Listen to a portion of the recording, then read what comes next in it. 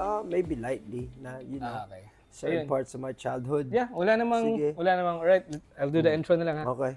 Ano ko muna? Isahin mo na. Welcome back to More Than Ink Podcast. I am your host, Boots Brandon, and tonight we have a really special guest. Yes, special. Mike Swift in the building. What's up, y'all? What's up? More Than Ink. More Than What's up, Ink. More Than Anyway, Ink? kumusta experience sa Cebu, bro? Cebu, tuloy-tuloy ang experience. hindi pa natatapos. Laging makulay, laging masaya. Alright. Laging busog. Yes, sir. I'm always full in Cebu. Tapos may lindol pa. Oo, may kakatapos. Kakatapos lang talaga, literally like 30 minutes ago. Ngayon, eh. Parang meron pa nga ngayon eh. Pero we choose to do this podcast kasi minsan na si Mike dito sa Cebu and I think he's having fun. I'm having fun. At saka mapapadalas, ramdam ko. Yes, sir. Matutuwa yung mga taga projects. Cebu niyan, bro. How's the Argao, bro? Di ba may event kayo doon? Argao is, Yeah, how was it? Ang ganda din pala doon, yeah. You know what I'm saying? Like, very relaxed. I saw the beach, like, for a day. Yeah. It's beautiful. Skimboarding. Why did you end up going there, I bro? brought you pasalubong I from know. Argao. Thank you so much, bro. Torta, Josh, Ay, bro. Salamat. may ano pala ako sa'yo. Torta T-shirt. ng Sargao. Ay, Argao. Yes, sir. T-shirt, bro, for you, South man. Sunshine. Redeem.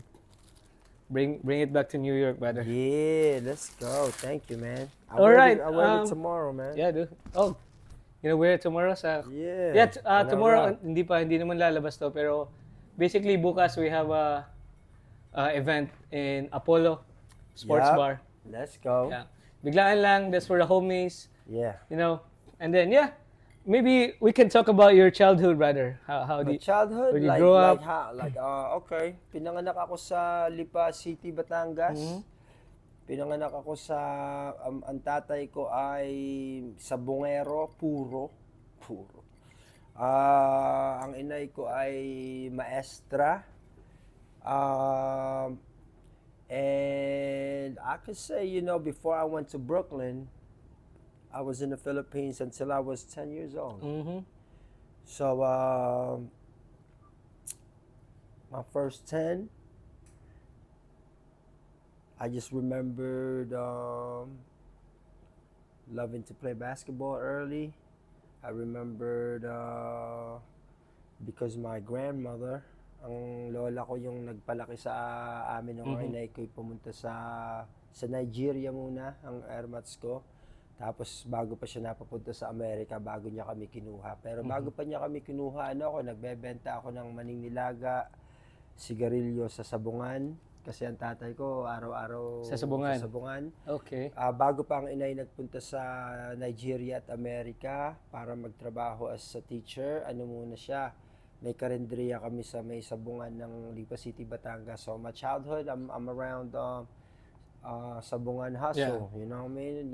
Mostly older than you, for sure. Oh yeah, of Right. course, because I'm just a child. I'm a child growing up. I'm like 6 years old, 7 years old. Before I even went to school, I'm like running around already, that kind of atmosphere. Yeah. So pag alis ng inay ko, tatay ko na lang nag-aalaga sa akin, nag-supervise sa akin sa Pilipinas. I think I became the person I am today because of those adventurous times when I was young. Meaning, I would go to every summer, pag walang pasok, pupunta ako sa San Jose, Batangas sa mga pinsan ko. Tapos, doon ko natutunan yung maglangoy sa ilog, mag-breakdance, makipagsuntukan sa kapwa kung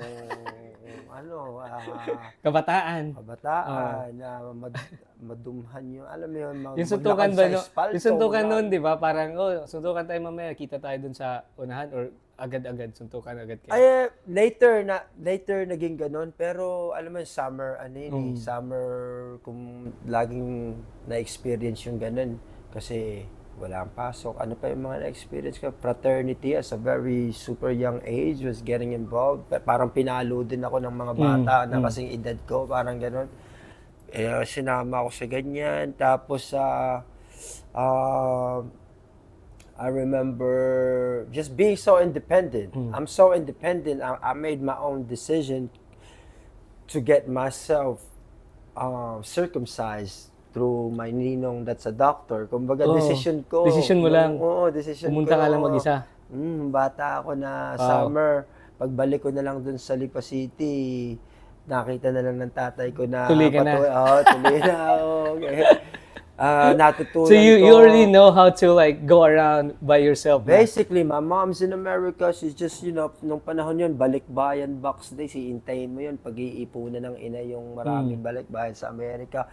Yung pagre-record pa namin ng padala ng pag-uusap, makikigamit pa ng telepono ng iba o pe-press mo yung record sa cassette. Yeah. Papadala mo, piece by piece. Piece by piece, Oo, wow. Mamaya magre-record ka ngayon, kakanta. Popersahin pa ako ng tatay namin, kami magkapatid namin ni Michelle. Pepersahin pa kasi nga papadala sa inay para magpadala din. Parang padalan tayo sa balikbayan box. Punuin natin yung cassette, 60 minutes, so yung side B, side A para pag sa pinadala sa Amerika, papakinggan ng ina yung buong yun. Pero syempre, hindi mo na isang upuan. Parang record. Mamaya, kantahan mo naman ang iyo. So lagi ka na talaga, you're into music na talaga. I mean, bakit pala kayo? not really. I mean, pero kantahan mo lang yung ina. Gusto lang ng mama mo na kantahan punuin siya. nyo. Yung something like that. Doon mo kakausapin siya, parang recorded message. Ngayon, madali na eh. Madali na. Oo. Ngayon, Dati, i-record mo gano'n, pa, record. send. Tapos ano pa. Tapos masaya na siya i-ship doon, mo pa. tapos papadala kayo. Masaya. I'm sure because, sure, your mom leaves you behind. Ang hirap nun kasi, di ba? Ngayon, parang siguro sa new generation, di ma-appreciate eh. Kasi nakikita mo agad eh, pag video call meron na. Noon, umabot ako ng teleponong ito. Ng telepono na. Kaya, I guess now, komportable ako kahit matagal akong mawala sa amin. Kita mo the way I move, the way I travel. Sometimes I'm gone for months, days, weeks, or whatever. Wherever I end up staying for long with video message now. Na nung panahon ko, nung childhood ko, parang that's alien. That's impossible. That's ghost. Sure. How you gonna put a video? You know what I'm saying? So, kahit lumabas yung infrared nun eh. Di ba? Parang next level. Yeah, what ano the yun? hell is Ano yun? Di ba? So my childhood was very like that, very physical, very athletic. I could say, swimming, bike riding, fighting, Basketball. knocking down banana trees with gulok. Takbo, bang! Ring the doorbell, takbo, bang! Sigarilyo. What is this? Grade 2 pa lang, nagsisigarilyo na ako. Lahat ng klaseng trial na, that's when I'm there. Pag nasa Lipa, iba pa yung sa tatay side ko na palengke, iba pa sa bukid ng Lipa. Kung sa bukid ng Lipa, hanap gagamba, akyat puno, larong touching, larong, alam mo yun, sipang tsinelas yun. Iba, sipang city, nakasapatos mo, sipang ang bukid, yung mga ibang style, you know what I mean? Like, that kind of childhood, very Pinoy. And then, moving to America, Brooklyn, I had to adjust real quick, and I guess the main common thing that kind of, just to cut to the chase of hip-hop and basketball. Kumbaga, yun yung naging language. After nun, bro, how did you end up in New York? After ng childhood ang mo? inay ko kasi, nag-teacher siya sa 6 na taon sa Nigeria. Tapos, nag-move siya sa New York, sa Texas muna. Tapos, New York. Tapos, once she got her foot on the ground in New York, she went back sa Pilipinas to go get the whole family, which is ang tatay, si Michelle, at saka ako. So she went to pick us 3 up and took us to New York. And my first times in New York was like graffiti on the train, bubble coat, English, kaya na naman mag-English pero nahihiya pa, tsaka kasi magaling naman mag-English ang Pilipino. Yung elementary ng Pilipino, pagdating ko doon, sobrang advanced na ako sa mga Amerikano magsulat.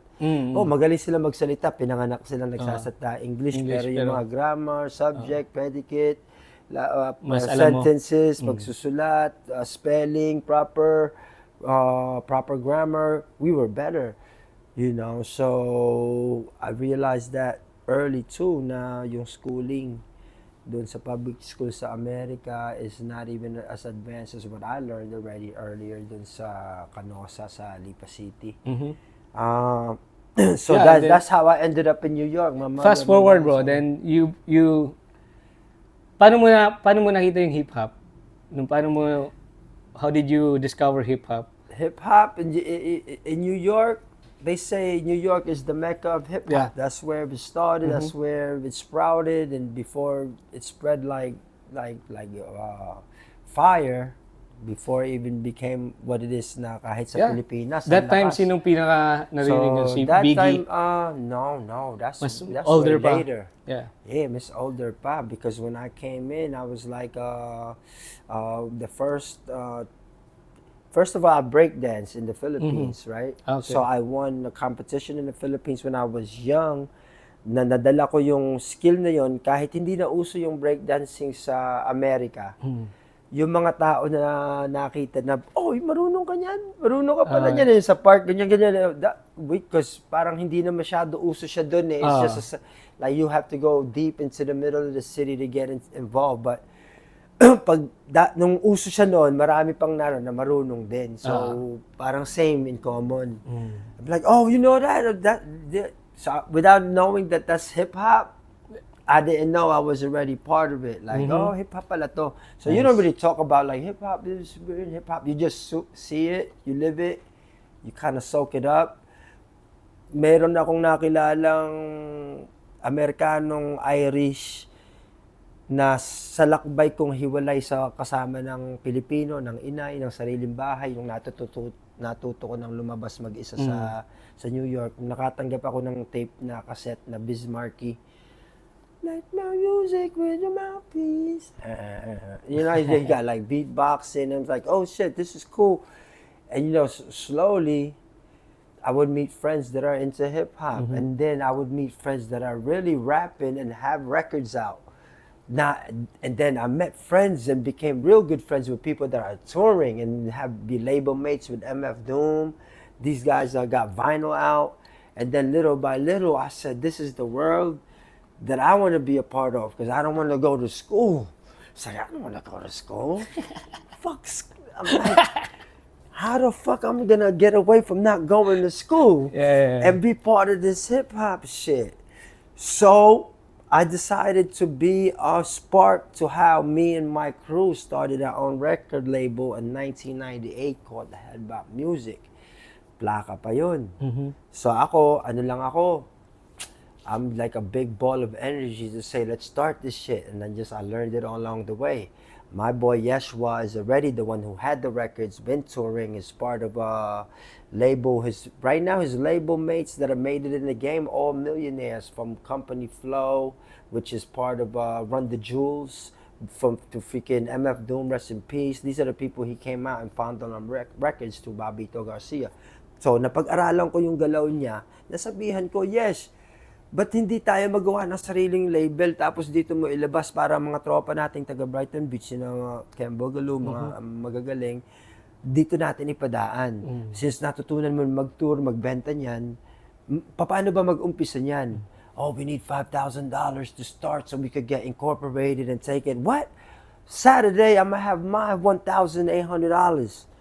You go, tatlo kami. Let's go start this label. Shoot. You know what I'm saying? So before Saturday came, they got their 1,800. I'm like, how the fuck I'm gonna get my 1,800? Wala ka pala nun.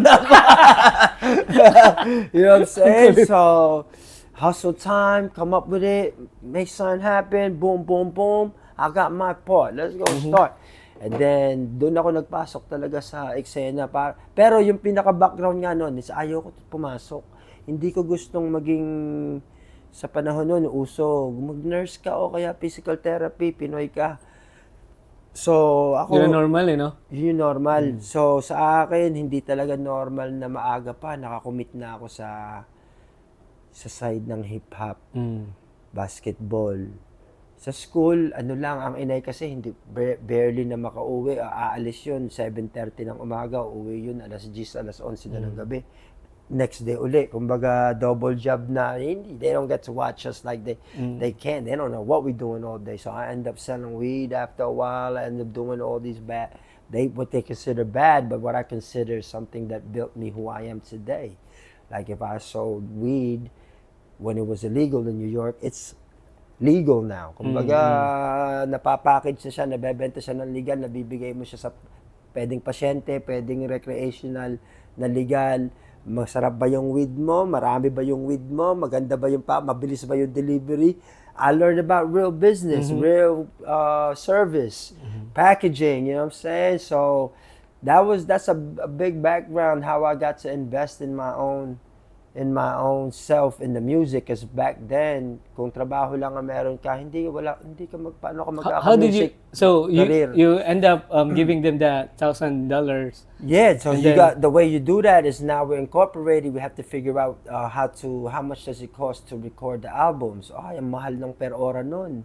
Bago ka pa mabuo ng 2 kanta, higit $600 na agad yung magagastos mo Gagastos sa thing mix. Iba pa yung paggagawin mo talaga siyang plakas, like, you know. So, pero, ang natutunan ko, pag binili mo pala yung plakang to, $1.15. Pag binili ng tindahan, $3. Pag binenta nila, dagdag pa. So, ganun pala yung music. Ganun pala yung music in business. Okay, papagawa mo ngayon yung ganito. Pag single siya, ang bentahan, $5. Pag album siya, ang bentahan, $12 to $18. So, you know, you learn that. So, that's how we did it. We Be Foolish was the first single. It was My Boys. We went on tour.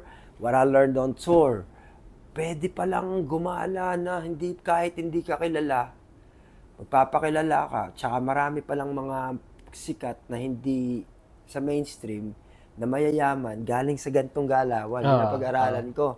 You know, so I'm meeting like underground independent artists. I go to just a lot of learnings in tour. That alone is like a freaking 10-hour. Yeah. If I talk about the tour alone. Earthquake Na naman! Joke lang.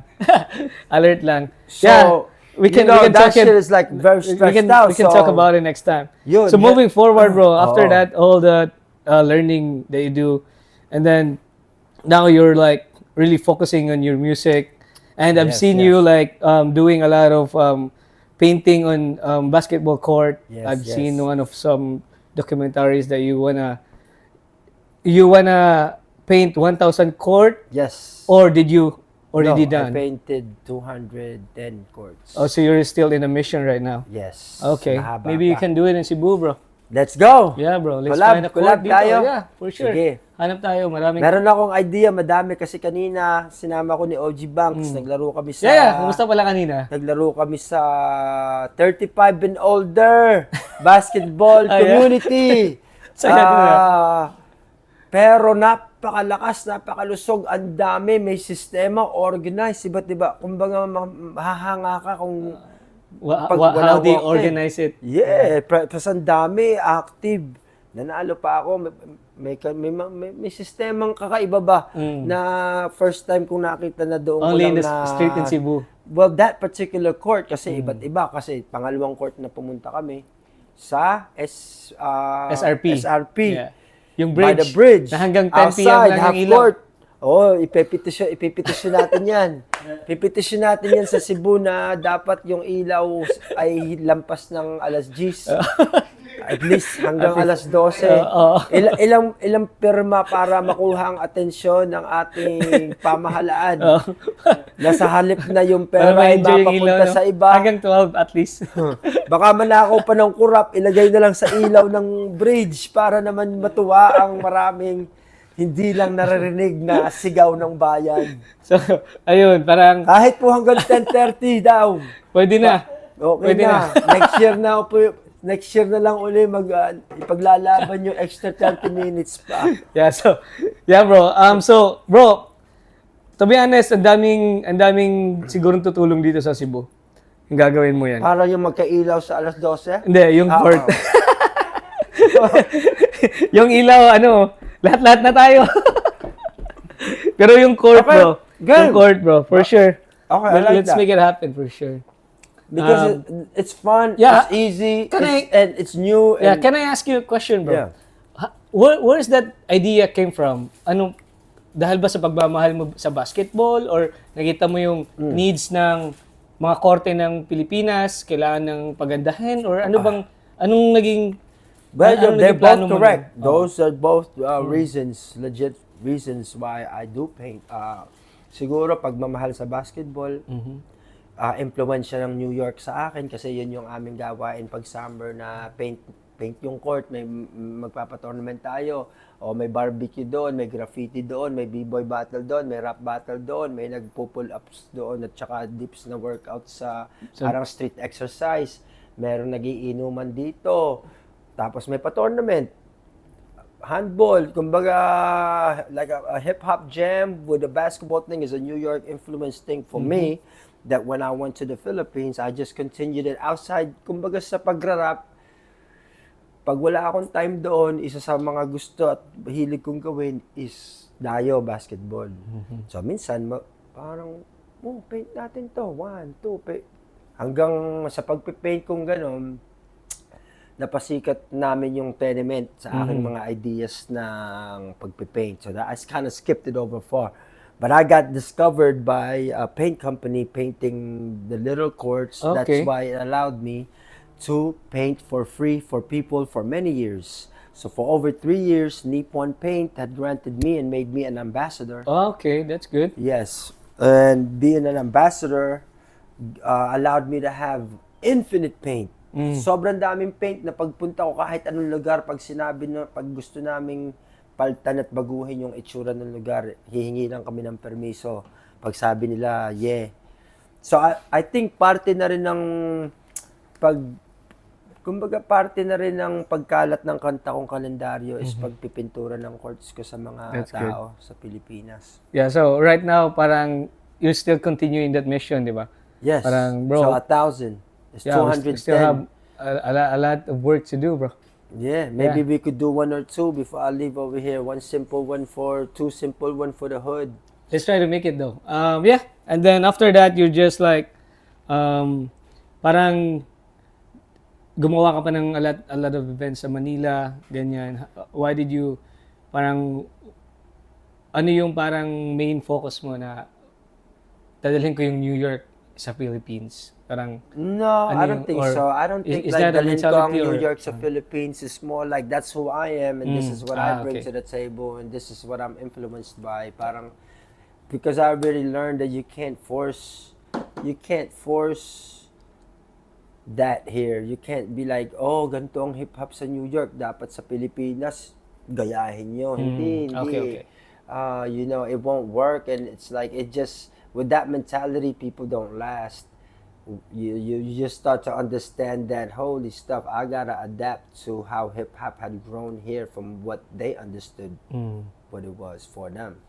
So, bawat tao, bawat individual, may sariling understanding ko ano yung hip-hop para sa kanila. Yeah. So, dati, ano pa ako so, parang gusto kong influensyahan sila na, at saka baguhin yung pag-iisip na hindi, ganito yung hip-hop na nakita ko na, kumbaga, not to say mali yan, pero I just started doing like leading, but showing by example, like how to I was trying to figure out kung paano ko ipapakita ang pagka-Pinoy ko tapos matuklasan ng international scene.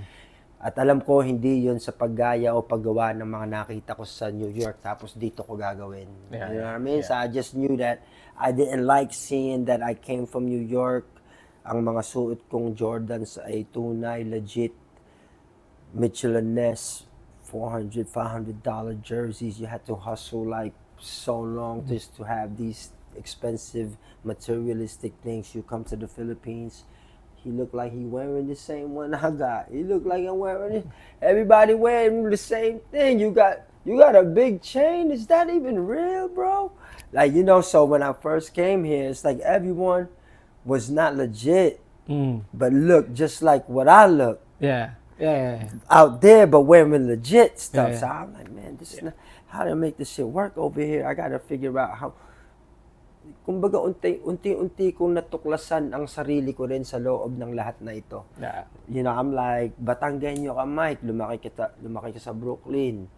Pagbalik ko dito, nakibagay ako. I ain't come here acting like I'm this and that. Yeah. I went back and worked with everybody from the past. Like I did my research who was before me, and I became their friends, and I worked with them, and I tried to make some money for some of them before some of them, you know, became not my friend anymore and turned their backs and have this little gap because of miscommunication for all the years. So that umabot na rin sa gano'n na dami kong naging kaibigan nung panahon, nung unang dating ko sa Pilipinas sa hip-hop scene 2004 na hindi ko na sila kaibigan nakakausap or parang hindi na kami magkakilala ngayon. You know what I mean?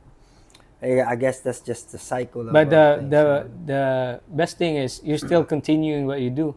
I Until do. I now, never bro. stopped anything that I was started doing. There was no brands that you could say that you ask me, Konektado, Sunugan, Picnic Games, Tenement, lahat na inumpisahan ko hanggang humihinga ako, lasa ko.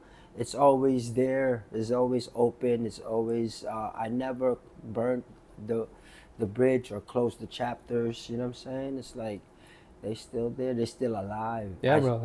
Ang ginagawa mo ngayon, nakikita ko, you're just like exploring around Philippines, I would say. Yeah. Based on because, the outside point of view. Yeah, Parang yun yung nakikita ko sa'yo ngayon. You're absolutely right, man. I have a lot to learn still. Dahil nga sa ginagawa kong mga documentary films, I like to, parang ocular na rin siya. At saka parang pag-aaral. Yeah. You know, I'm like addicted to learning, Yeah. like, and this is the way. I think it's like a dopamine addiction for me to want to always discover. Yeah, talking about that, yung project mo sa La Union, ang ganda nun, bro, to be honest. Thank you, Ang bro. ganda nang in-involve mo yung mga tao na normal, kagaya nung Taho Bender ba yun? Tapos pinakanta mo, tapos pinasok mo sa kanta na ginawa mo. Bro, Ayun, pinag-uusapan po sa mga nanonood. Ito Yeah, yung yeah. project na hindi pa napapunood ng iba. Pero Yeah, yeah, pinapakita ko sa mga kasamahan natin na baka meron tayong collaboration na pwedeng magawa na kagaya nun. He's talking about a Turtle Beach Yeah, musical documentary that we're very proud of. Like, it's an episode basically. And tama yung sinabi yeah, mo. kung you're open na sinong gustong tumulong, di ba? Whatever, baka may makarinig ngayon, di ba? That's cool, bro, na you involved the local people in that area, and then you made a album, right? Yes. For a week. Yes. That's crazy, bro. How do you do it, bro? Yes, that's How is like the Shouts to Pino G, the producer.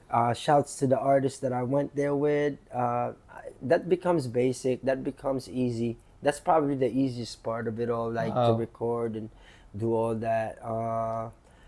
The hardest part is to convince the owners that it's this type of great project. So I'm happy that they're happy how it turned out. At saka ano pa to bahagi ng may-ari nito, community ng Ganja Hoops NFT na naumpisahan ko, which I'm proud that pag nakita nila ito, so I'm glad that they could hear it, that someone saw it, na meron tayong mga projects na mainit na sana ma-pick up ng mga malalaking video stream platforms at you know, mabigyan tayo ng biyaya para supportahan natin si Mike Sweet for sure. Hey, thank you, bro. Yeah, even me, I just wanna do kahit maliit na bagay, alam mo yun. Especially dito sa Cebu, to be honest, we need more activities here. Kasi I know Cebu we have our own thing. Ang daming nagsasabi na pag sa Cebu, paano yan, may sarili silang mundo dyan. Which is, that's right. Pero for me now, we need more activities. We need more involvement with community. Yun din, parang ganun din kasi nangyari, kanya-kanya. Pero for me, maganda din na parang isang malaking collective na project. That's I believe really in nice. that because ano lang siya in a way that we can communicate and interact and exchange with each other. Kasi that's basically the concept of Araneta Dreams for me from back then. Yeah. Right? It's like bring everybody together at least once a year, and then after that day, go back to what we're normally doing. or at least give it one day a year that we could all go. We're all there, and then we go back to what we're doing. Yeah, We're yeah. all individually. Back to normal. Yeah, so I get what you mean. Yeah, man. we need this space. So Yeah, for sure. Yeah, parang- talking about Araneta Dreams, bro. How did that idea came about? Parang gusto mo lang one day? challenge lang. Oo, parang challenge na ano ba Punuin yung mo yung Araneta. pinakamahirap na venue dito sa Pilipinas at saka okay. Tapos sabi ko, one day I'm challenged to fill it up. Wow. I'm challenged to fill it up. Nakikita ko yung basketball, napupuno siya. Mga colleges, pag may championship, 2 oras pa lang yung announcement ng tickets, puno siya.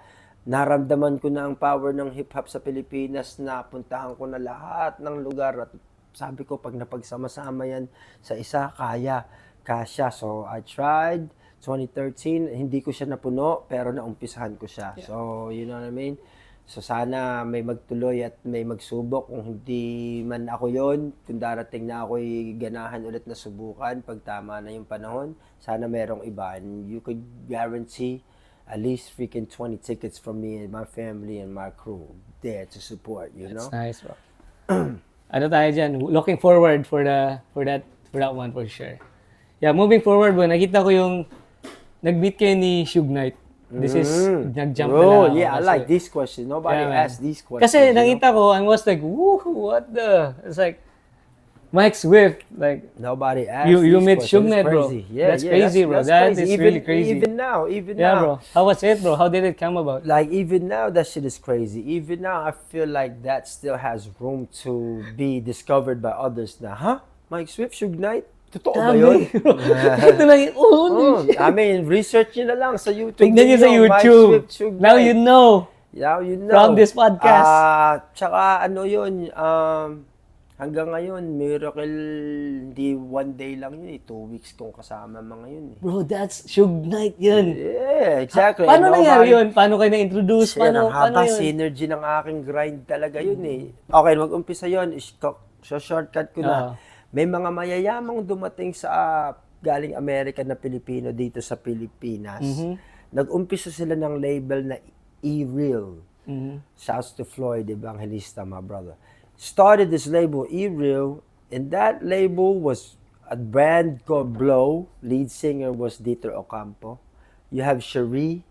You have the Philippine All-Stars being supported by them.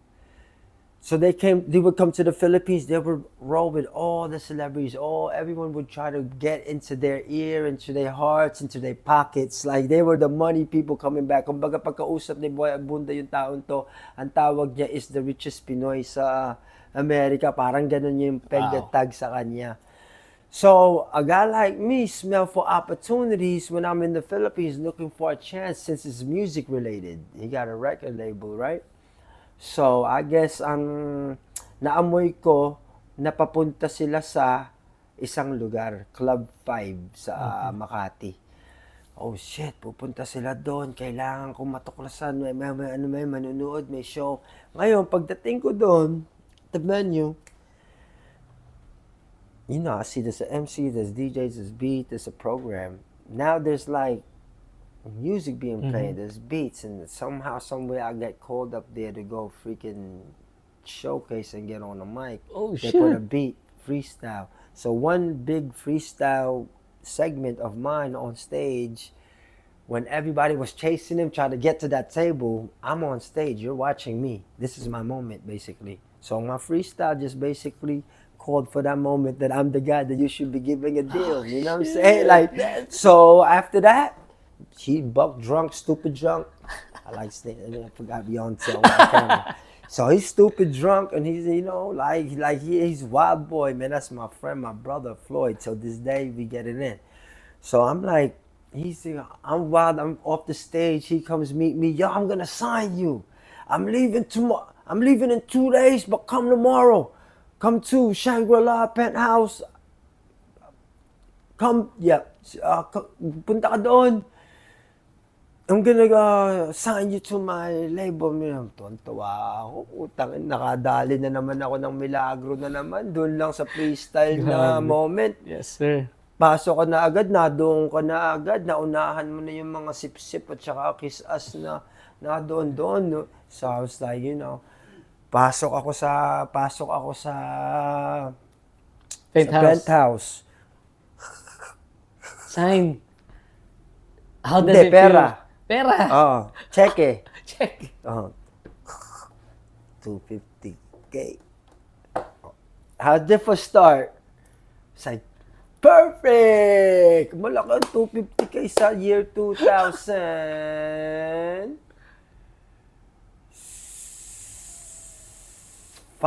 2005. Yeah, for sure. 250K! Make an album, my friend! Okay, I make an album. Not only I make an album, I fucking made 2 music videos. So with 250K he gave me, I made an album and 2 music videos. One directed by RB1, titled Thump, featuring Mr. Blaze, London Baby, and then featuring Armstrong, Lagi Kong Kasama. And the album called Legendary Album, which hindi pa, hanggang ngayon, hindi ko pa nailabas. Na-release. Long story. But, dahil sa nagawa kong binigay niyang 250K na natapos kong bagay, kumpara sa binigay niyang 1 million sa isang grupo para lang magawa ng music video. Yung aking 250K, may album, may 2 music video na naibigay ko ang isa sa MTV na pinatugtog sa TV, kumpara sa 1 million na binigay niya sa isang grupo doon. Ayaw ko sumabit, ayaw ko magbanggit ng pangalan, pero isang grupo doon binigay ng 1 million na hindi man lang nakagawa, hindi man lang nakapasok sa mga MTV o mix, ganon. So, kita na niya agad na sa maliit niyang binigay sa akin, ang laki ng outcome kong ibinigay sa kanya. So, for that reason, I did a performance in Hip Hop Awards where I cut myself with a knife. I don't know if y'all saw that, but y'all should go check it out too. Check it out. Mike Swift Hip Hop Awards, Philippine Hip Hop Awards 1, where I did an acapella. That's also a sign of battle rap. I battle rap the whole community acapella. I always fight for something with acapellas, and I would do these kind of performances. So I'm not new to battle rap and acapella, So, hiniwa ko yung sarili ko, nakita na ngayon, yung taong nag-produce ng album na yun na nagbigay ng 250K taga LA na sinabi nga dati is richest man noon. Nagko-problema ngayon to sa kanyang business sa Amerika. Yung kanyang partner sa Amerika ng real estate sa San Diego, nagkahablahan, natalo siya sa kaso, lahat ng kanyang ari frozen. Lahat ng wala. 2 Porsche balik. Sa bahay, ganyan. Alam mo yun, like, he came from being, so yung label, apektado na yun. Kumbaga, sayang, naputol yung paglipad ng aking momentum nung una kong step kasi sa nangyari sa kanya doon. Sa hanggang ngayon, damayan kami. He's my very, very good, close brother, friend, because from what we experienced from being all in that high, allegedly, he's the one that got me to Suge Knight.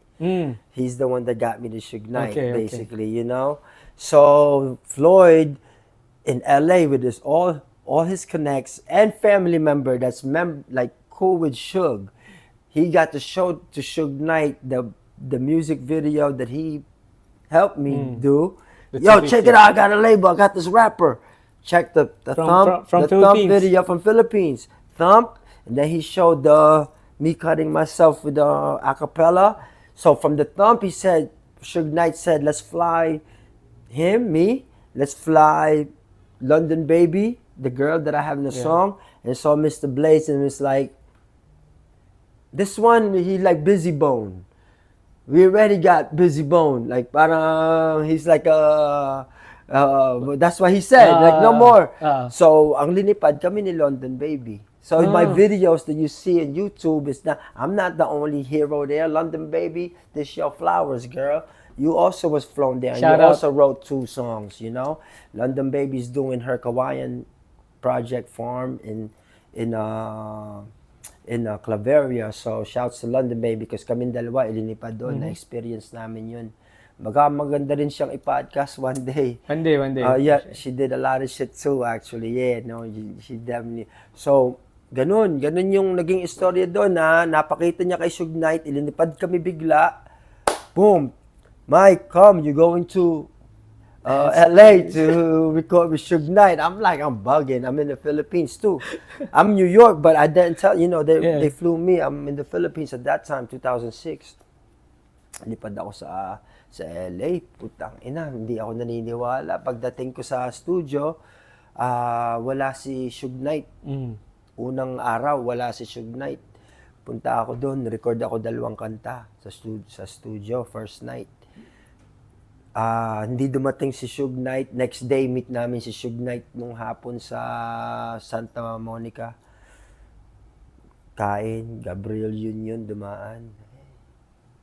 Suge Knight kasama ko, kainan. Wala lang, takot pa ako ng konti. Siyempre, kakarating lang sila yung nag-uusap, ganyan-ganyan. Lahat sila, medyo nervous pa ako ng konti lang. Tapos, rekta kami sa studio. Pinakinggan niya yung mga ko. Nag-record ulit ako ng iba pa. Next day, nandun ulit siya. Nagdala ng mga artist. Danny Boy, the one that sang, I ain't mad at ya, I ain't mad at ya, for Tupac and other songs like Platinum Records. He sings on one of my songs. So I got a song that got a Danny Boy that I never released in that legendary album. He comes, sings in my song. P.D. Pablo comes in, waving like a helicopter. You know, in that movie Drumline. P.D. Pablo, Platinum hitting, he comes into him. Yo, Suge introduced me to him. He goes, Suge gives me some lessons, he talks to me a little bit one-on-one here and there. Another day, we go to Denny's, Beverly Hills, after parties, go to morning, he drinking. Suge Knight smacks some white kid for being all over him. White kid is like, I got smacked by Suge. Natuwa pa ang puta. So, I got stories like that. Wow. Like, I could even go more, pero that's cool for me na ikikwento ko siya dito din. Yeah, bro. Thank you for sharing that. That's crazy. So, for like a week, I was able to experience these things, and I end up having 9 songs na meron ako na kantang nabuo doon. Yung 2 kay London Baby, yung 7 sa akin. Are you still allowed to release an album? I guess so. I guess so. I have them. It's like, it's just there. Nasa legendary. Comment The kayo legendary album. Marinig yung pwede. album. Kay si Birak ang kanilang i-message sa Turbulence Records. I mean, if he's up to it, I'm down to release it. That's good. It's 17 songs. Pero, ang kakaiba doon sa legendary album yon, sa bawat kanta doon, may English version na may bawat kanta, may translated Tagalog version. Word for word almost. Wow. Yeah, English, Tagalog.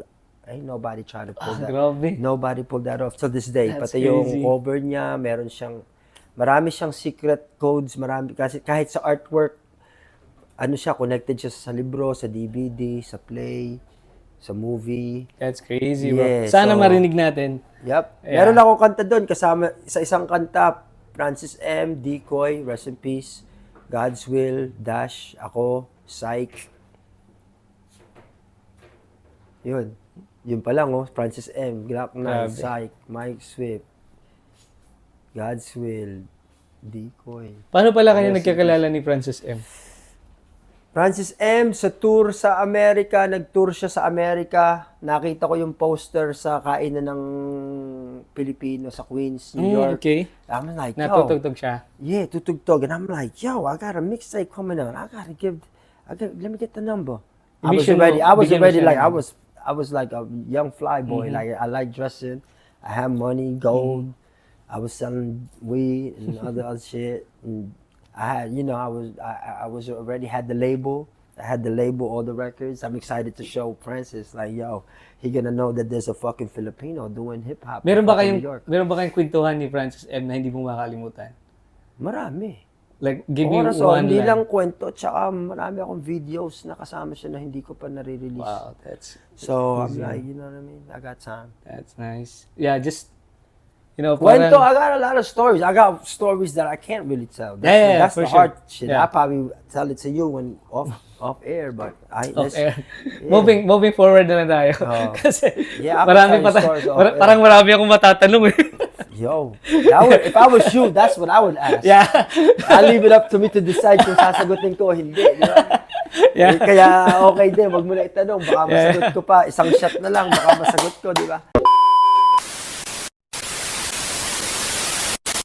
Talk about your tattoo, bro. Yung tinatanong kita, made in Cebu. Why did you decide This to... one, I have this little made in Dubai, made in Mindanao. So you have like I have like, collection pero nakasulat talaga siya, made in Cebu. So that, pero yung mga ibang tattoo, talagang ganun din. Parang ito sa Florida, ito sa Brooklyn, ito sa San Francisco, ito sa Olongapo, ito sa, so I kind of like, naumpisahan ko na, gusto ko, everywhere I go, pag may time na sinumpong na magpatato, tapos nasa lugar, creative direction na lang nung nakakasama kong... Sabi mo sa akin kung kahit saan ka sa Pilipinas, baka may kakilala ako. Sige. I-connect kita na tattoo artist. Para at least, kahit saan ka pupunta, may tattoo ka. Well, yeah, bro. Thank you so much for letting me do that. Made in thank Cebu. you, man. Appreciate it. Yeah, thank you so much. Ang ganda din ng araw na yun. It's more than ink. Diba? That's why it's more than ink. Yes, bro. Yeah, that's why it's more than ink. Like more than the... Because, you know why I came up with this podcast? Yeah. Because of my job. I'm a tattoo artist. Yes. I have a lot of conversation with a lot of different people. I realized there's a lot of good stories. And I was like, yo, well should I like... I need to like do a podcast, something. Just to be encouraged ba sa ibang kwento ng tao, yung ibang success story nila, failures and shit like that. Kahit ano. Di ba? So, yun nga yung parang yung concept ng podcast na to. Yeah, I started this 2019 pandemic. Yeah, I can't believe na ikaw yung kausap ko ngayon. Shit, I just interview mga tropa ko lang.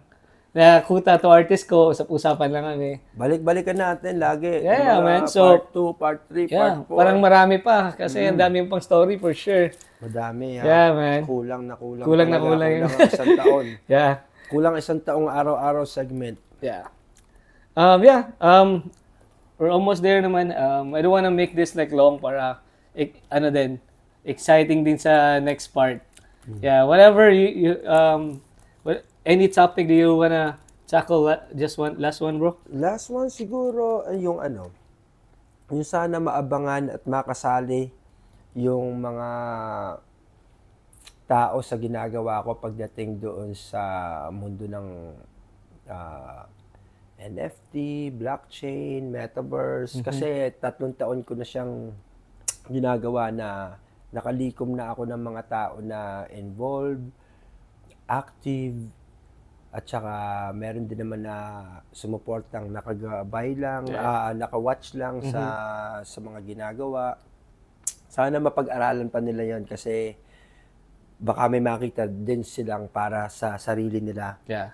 Sa bagong way na nangyayari. So that's one thing. The Mental Hoops NFT, hope you become like a collector or a member of what I'm doing because we're really doing a lot of like innovative stuff with it and building community and giving back and even finding ways to reward people with extra funds. So actually, may nag-offer sa akin yun NFT na parang artwork na gagawin ko. Yung ginagawa kong, nag-post kasi ako ng artwork ko. Yeah. Tapos may nag-message sa akin na binibenta ko ba yan? Yeah.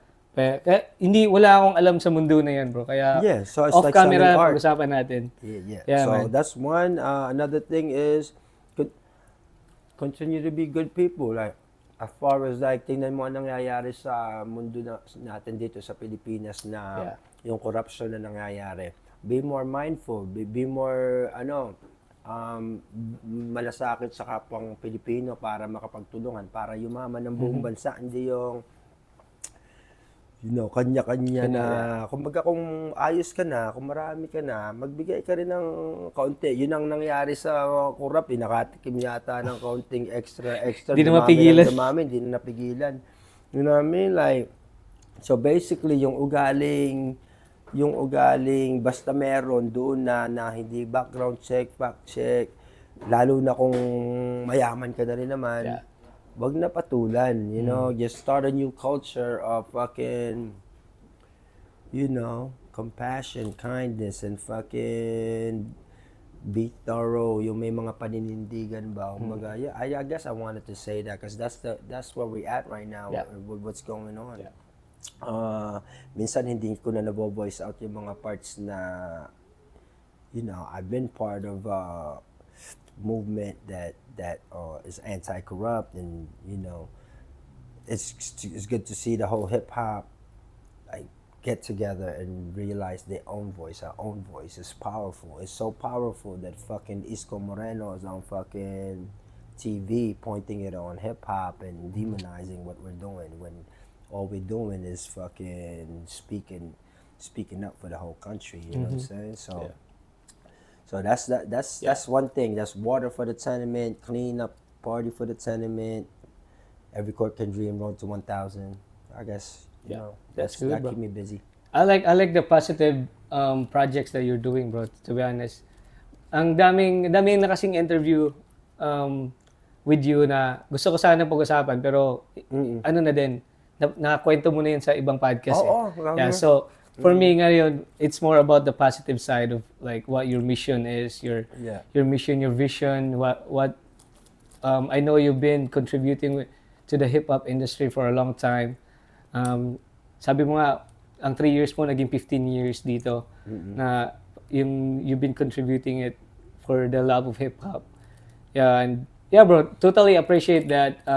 I just wanna let you know that yung Cebu, ang laki ng papasalamat sa iyo dito. Yo, I to be love honest, Cebu. man. I hope you I've been feel the coming here. energy I do. here, bro. Hell yeah. Yeah. Sobrang pagmamahal niya, hindi na mawawala yun. Tsaka kaya ngayon gusto ko siyang balikan ng maganda bro. niya. But, tsaka tinuruan nila ako mag-kalendaryo Bisaya. You know, nice. I gotta Nice. memorize it. So, learning the dialect a little bit, slowly, that's what I wanna add to also. Yeah, that's cool, bro.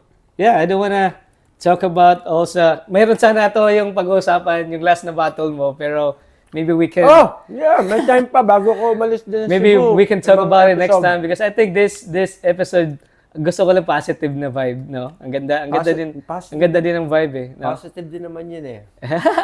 You heard my itas? Yes, sir. My ninjas? You know. Yes, sir.